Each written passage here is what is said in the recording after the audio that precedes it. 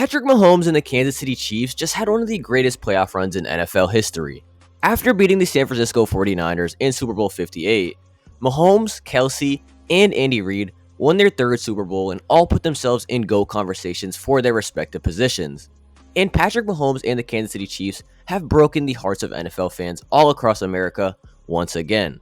Not only are they one of 3 NFL teams to ever go to 4 Super Bowls in 5 years, a group that includes the 90s Bills that lost 4 straight Super Bowls and the second half of the Patriots dynasty from 2014 to 2018, where Brady beat Mahomes to get their 4th in 5 years, ironically enough. This is also coupled with the fact that this was by far their most difficult path to a Super Bowl in the Mahomes era, and there is no denying that Patrick Mahomes and the 2023 Kansas City Chiefs absolutely silenced the doubters. The 2023 Kansas City Chiefs were a team that, coming into the postseason, not many picked to come out of the AFC gauntlet, myself included. And looking back, it might have seemed foolish to ever doubt Mahomes, but one thing that I will not get lost to history is the fact that these Chiefs were terrible this season compared to their usual standards. Their defense was their only bright spot, being the second-ranked scoring defense in the NFL, only giving up 17.3 points per game. The offense had a solid end to the season with a close win over the Joe Burrow-less Bengals, but they had been average all season, looking really bad at some points, and only being ranked 15th in points per game and 19th in rush yards per game, which were all the lowest in the Mahomes era. I thought they could win a game and would most likely lose to whoever they played in the divisional round, but of course I was wrong. After a game where the Chiefs dominated the Dolphins, that was at Arrowhead with terrible weather conditions, the game was not one that I thought really showed me anything about Kansas City and Mahomes that they hadn't shown me already this year and made me really believe that they could go on a run. Their matchup with the Buffalo Bills would be their 3rd in 4 years, and leading up to the game, many were comparing this rivalry to Brady and Manning, and the similarities were there, as well as the fact that Mahomes and the Chiefs had not played a true road playoff game heading into the divisional round of the 2023 playoffs. Brady was also undefeated versus Manning until Peyton eventually got his chance to play him at home, and he went on to come back and win the 2006 AFC Championship game, and eventually ended up winning Super Bowl 41, which was his first and only ring in Indy. This was also only Mahomes' second playoff game in his career where he was the underdog coming in. The Super Bowl versus the Eagles last year, Mahomes and the Chiefs were 1-point underdogs, and while I thought the Eagles would win that game, Mahomes did what he seems to do best and silenced the doubters, as he did in the divisional round of the AFC playoffs versus Josh Allen and the Bills. Buffalo is a team that had all the pieces falling into place to make a run this season, as they had been playing playoff games since week 13 when they had a 6-6 record and had to win out to make the playoffs and win the division. And in that stretch, they had played some really good football, but they were not playing at the level that they were capable of until last week. If you watched the Bills and Steelers matchup in the wild card round, you would know that Josh Allen played an almost perfect game, having no turnover-worthy plays and 277 total yards and 4 total touchdowns. The game did get a little closer than it probably ever should have, but I had never truly expected the Steelers to beat the Bills, and after they dominated on their home turf, Allen and the Bills seemed to have turned it up in the postseason once again. And it seemed like Mahomes and the Kansas City Chiefs were going to lose their first playoff road game in the Mahomes era. But once again, when it gets grim for Kansas City, Mahomes becomes the Grim Reaper. As every time Josh Allen and the Bills scored, Mahomes and Kelce would connect for a touchdown. And this was the story of the game right up until the Bills' final drive of the game, where it seemed all but certain that the Bills would go down the field to tie or take the lead, and the Chiefs would have to pull off another miracle drive like 2021 all over again.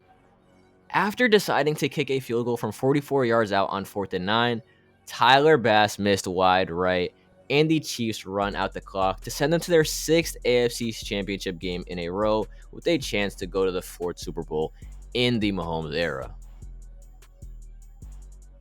That brings us to the AFC Championship game, where for the second week in a row, Mahomes and the Chiefs were underdogs going into a hostile environment versus a defense that has looked like the best defense of this decade so far. To put into context how dominant this Ravens defense was in 2023, they're the first team in the history of the NFL to lead the entire league in every major statistical category on defense. They led the NFL in takeaways with 31, led in sacks with 60, which also tied a franchise record set in 2006,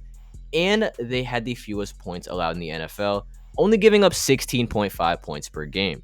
The Chiefs' offense that looked average all year was going up against the first Triple Crown defense in NFL history, and coupled with the fact that on the other side of the ball was the MVP of the league in Lamar Jackson, alongside some great young receivers and a dominant run game, it was very difficult to see a way that the Chiefs could go on the road and beat this dominant first-seeded Ravens team. And the funny but almost cruel part of all of this is how literally everyone wanted the Chiefs to lose to the Ravens. Just from a narrative perspective, Lamar Jackson had a late MVP push, and after Josh Allen lost to the Chiefs, who a lot of people thought would finally beat the Chiefs, and a season full of comparing Mahomes to other elite quarterbacks in the NFL, and many even saying that certain QBs had surpassed Mahomes, it seemed like Lamar would be able to take down Mahomes and the Taylor Swift-led Kansas City Chiefs with a shot at the Super Bowl on the line, and go on to win a ring off the back of a historic Ravens season. But right out the gate, the Ravens and Lamar Jackson received the ball after the Chiefs deferred, and on their very first drive had a quick 3-and-out. Mahomes came out absolutely firing, and after a perfect drive from Mahomes where Travis Kelce made a great adjustment to catch the ball in the end zone to start the scoring off for the Kansas City Chiefs. But Lamar and the Ravens answered back right away. After a 24-yard run on 4th and 1 by Lamar, he was able to get out of the pocket, almost being sacked, and threw a bomb to Zay Flowers to tie the score up at 7-7.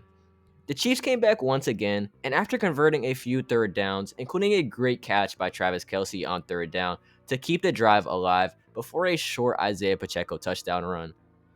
which caused the score to be 14-7. After a Lamar fumble, the Chiefs got the ball back late in the half and kicked a long field goal to be up 17-7 at halftime. That was the last of the scoring for a long time. The Chiefs had dominated the time of possession going into half, and while the turnover hurt the offense, it looked like the game was very much still in reach for Baltimore. Zay Flowers had been great all game, but at the end of the third quarter, he made the best play of the second half for the Ravens, and then immediately fumbled the ball after a taunting call, and killed the chance to only be down a field goal, and instead stay locked at 17-7. The Ravens would end up kicking a field goal with around 2 minutes remaining to bring the game score to Ravens 10, Chiefs 17. But fittingly, the man who received so much blame, and rightfully so, being one of the receivers that cost the Chiefs multiple games in the regular season, with drops late in games, was the man who caught the ball for a first down on 3rd and 9 to essentially seal the game, as the Ravens had no timeouts remaining. And just like that, the Kansas City Chiefs are heading to Vegas for another Super Bowl appearance against the San Francisco 49ers. Super Bowl 58 was undoubtedly one of the greatest games I ever got to watch in my life, and it was a close game throughout. After a slow start to the game, which included multiple turnovers by both teams, the 49ers kicked a field goal to go up 3-0 in the game. And after a beautifully designed trick play had Juwan Jennings throw a screen to CMC that went for a touchdown, the 49ers had a 10-point lead in the Super Bowl, and the Kansas City Chiefs looked dead in the water. But after a field goal drive in the second quarter and a 57-yarder from Harrison Butker in the third quarter, which is the longest field goal in Super Bowl history, the 49ers had a terrible fumble deep in their own territory on a botched punt return, and Mahomes threw to a wide-open MVS to take their first lead in the game heading into the fourth quarter. But this is when all hell broke loose, as the 49ers scored a touchdown after Juwan Jennings, again, who was huge in this game, broke a few tackles to put the 49ers up 3 points, but a missed extra point kept the Chiefs within a field goal. After a long drive where the Chiefs were stopped on 3rd and goal, they were forced to take a field goal to make the score tie up with 5 minutes and 36 seconds remaining. The 49ers' last drive in regulation ended in a field goal to go up by 3 with a minute and 57 seconds remaining. But Mahomes and Kelce went to work when the Chiefs needed them the most and even gave them a chance to win the game, but due to there only being a few seconds left on the clock, they went for a field goal to send the game to the second ever overtime in Super Bowl history. The 49ers had a 7-minute and 36-second drive to open up overtime and were not able to come away with a touchdown, instead settling for a field goal, and that would seal their fate, as a drive that will go down as the drive that made the Kansas City Chiefs a dynasty after a huge 4th down conversion and another Mahomes run on 3rd and 1. Mahomes and Kelce connected on a short pass that Travis was able to run in, and with 6 seconds left on 1st and goal, Mahomes found Mecole Hardman to win the Super Bowl. Narratives aside, that had to be one of the greatest games of football I've ever watched. It was a back and forth contest all game, and the fourth quarter and overtime were back and forth, literally ending at the very end of the overtime period. This game for the Kansas City Chiefs cemented them as a dynasty, and they will probably be the team of the 2020s unless another team has some unprecedented run in the second half of the decade.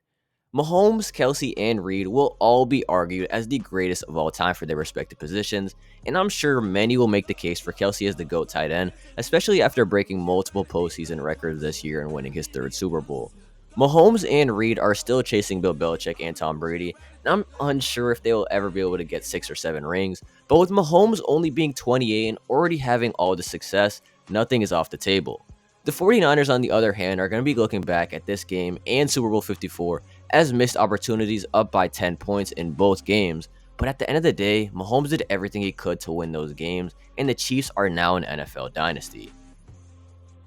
That's all I got for this one though. Let me know down below in the comments if you think Patrick Mahomes is the GOAT, and if Andy Reid and Travis Kelce are the greatest head coach and tight ends in NFL history as well. If you enjoyed this video and want more NFL content like this, subscribe to the channel with notifications on so you never miss a video. I'm going to see you guys in the next one. LLE out. That looked a little Mahomes.